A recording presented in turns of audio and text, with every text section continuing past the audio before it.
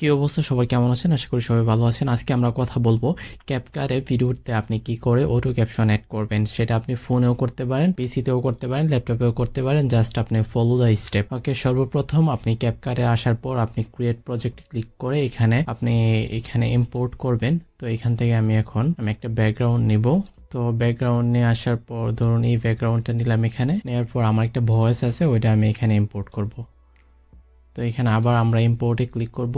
Click করার পর তারপর আমার অডিওটাকে আপনি যদি ভিডিও ইম্পোর্ট করেন সেটাও পারবেন, সমস্যা নেই।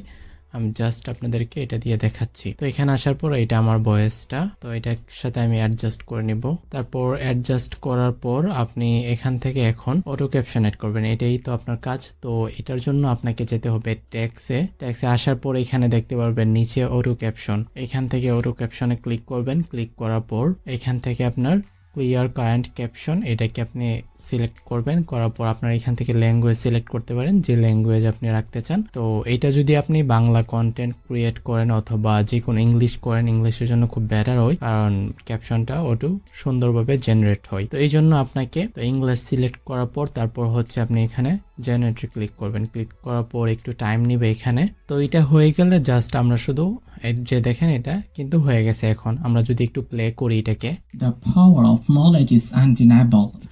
তো এটাকে আমি এখন একটু কাস্টমাইজ করব। এটাকে আমি সেন্টারে নিয়ে আসব। তারপর এটাকে এখন আমি কালার করব। এখান থেকে আপনি যে কোনো কালার দিতে পারেন।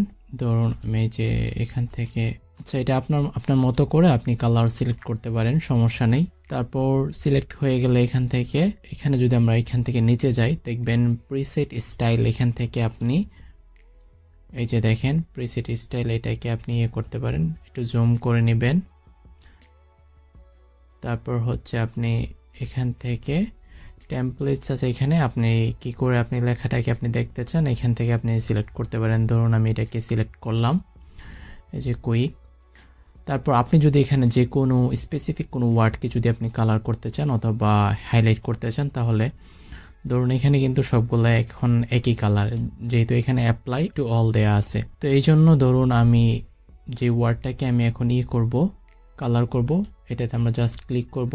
ক্লিক করার পর বেসিকে যাব। বেসিকে আসার পর ধরুন এখানে যে আমার পুরো সাবটাইটেলটা এই জায়গাটার, তো এখান থেকে আমরা যে কোনো ওয়ার্ডকে আমরা করব। ধরুন এই টুলসকে আমরা মার্ক করব। মার্ক করার পর আমি এখান থেকে এটাকে সিলেক্ট করে দিব, ঠিক আছে। করার পর একটু আমরা যদি এখন দেখি, provide us with the tools to make right decisions and দেখছেন এটা কিন্তু কালার কিন্তু চেঞ্জ হয়েছে।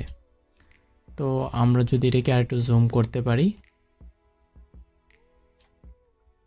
জুম করলে তারপর আমরা এখান থেকে right decisions and help us to understand. তো এরকম ভাবে আপনারা অটো ক্যাপশন সেট করার পর আপনি কালার বিভিন্ন কাস্টমাইজ করতে পারেন। তারপর এখান থেকে বাবলেট করতে পারেন। তারপর আপনি ইফেক্টসও অ্যাড করতে পারেন আপনার টেক্সে। তো এরকমভাবে আপনারা এটাকে সুন্দরভাবে কাস্টমাইজ করতে পারবেন। তারপর আপনি যদি লোকাল ক্যাপশন, এখানে যদি আপনি ক্যাপশন আপনার ভয়েসের সাথে আপনি অ্যাডজাস্ট করতে চান, এখান থেকেও আপনি ইম্পোর্ট করতে পারেন। তো এই ছিল আজকের ভিডিও। আপনাদের ভিডিওটি কেমন লেগেছে অবশ্যই জানাবেন। যদি ভালো লেগে থাকে তাহলে অবশ্যই লাইক এন্ড শেয়ার করবেন and hit the subscribe button. এ পর্যন্ত সবাই ভালো থাকবেন, টেক কেয়ার।